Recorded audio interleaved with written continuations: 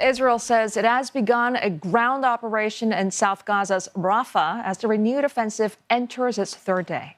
Troops have been sent in along the Netzarim corridor, effectively cutting the north and south of Gaza off from each other. Israel earlier issued what it calls a final warning to residents of Gaza to ensure the removal of Hamas from power and secure the return of hostages. Hamas, meantime, has fired rockets at Tel Aviv in its first military response since the ceasefire collapsed. Nearly 600 Palestinians have been killed since Tuesday in Israeli airstrikes in the enclave, marking the end of the 42-day-long ceasefire. Or for more, Ryan Bohl, Sr., a Middle East and North Africa analyst at RANE. He's joining us live from Philadelphia. Ryan, the situation is escalating quickly.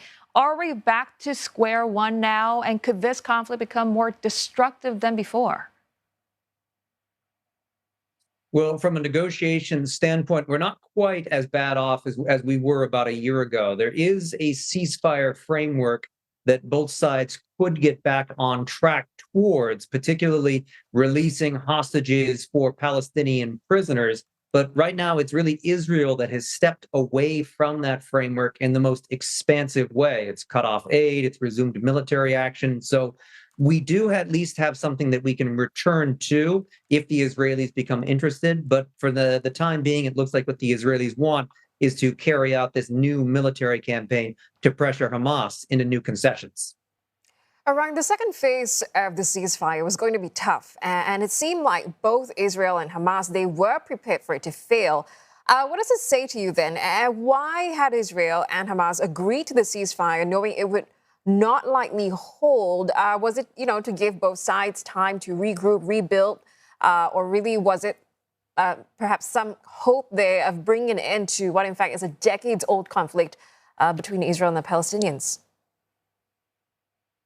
Well, it was certainly that idea of rebuilding and reorganizing applies most certainly to Hamas. Hamas definitely needed time, and it still needs time to rebuild its capabilities. And we saw those rockets being fired. That is a sign that they are starting to put together some of their old arsenal, although they need a much longer timeline than a few weeks to get back there. And so for Hamas, it is a time game. And the time that they're trying to get to is the next Israeli elections, when there might be another Israeli government that is more willing to accept that Hamas will have some sort of long-term role in the Gaza Strip. And those elections need to be held by the end of 2026. So it's a long timeline, but given how long this war has gone on, that's really what Hamas's main goal is.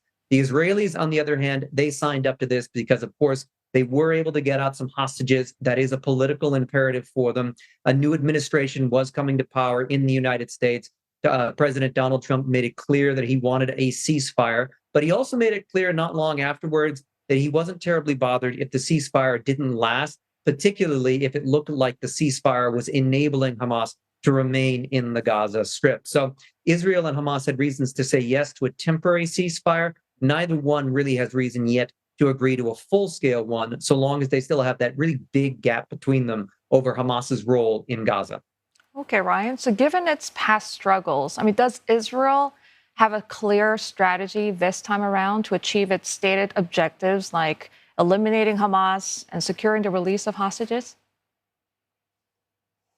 I think it has a clearer goal in terms of what it wants out of Hamas in the future. It wants Hamas to go into exile, and it is showing through this new military campaign that it will resume assassinations, that it will resume strikes on civilian population centers, and that it will weaponize aid to get Hamas to that position. That's overall their next step. Now, that's not the same as saying they've got a reconstruction strategy that's viable, but they do now have that political goal of removing Hamas permanently from the Gaza Strip, more or less articulated through their military strategy. Now, on the hostages, on the other hand, it looks like the Israeli government under Prime Minister Netanyahu is willing to gamble with those lives in order to achieve that political goal of removing Hamas.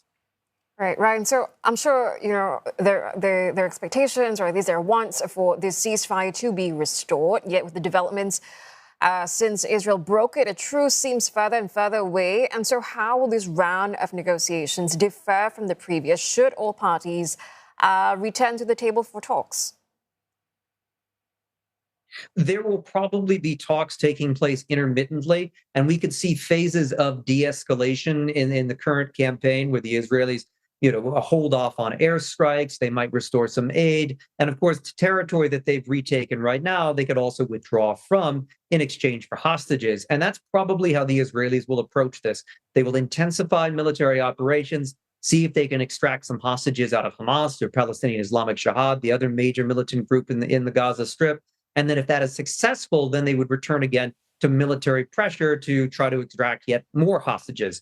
On the other hand, if Hamas and PIJ refuse to hand over hostages, the Israelis will simply continue to climb up the escalation ladder and try to deprive Hamas and the Gazan population of basic humanitarian goods to sort of break that resolve to resist the Israelis.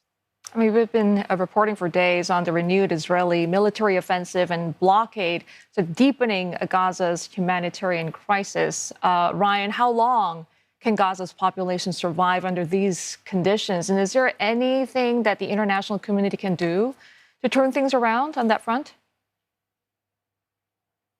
So the idea of how long can Gazans survive, I think it's a little bit speculative as to how many days and weeks, but certainly they're already in a humanitarian crisis. There's very little medicine. There's not a lot of food or available water supplies. When famine and when starvation deaths start to appear at scale, it's not clear, but it's probably only a few weeks, certainly no more than a few months if this intensive siege continues. Now, on the other side of that question, the international community is blocked by the Israelis and by the United States. And if neither of them are willing to allow aid in, then there's not a whole lot the international community can do short of escalations from countries like Egypt or Jordan, which are very unlikely to move militarily against the Israelis. All right, Ryan, many thanks for your time. Ryan Bohl, Senior Middle East and North Africa analyst at RANE.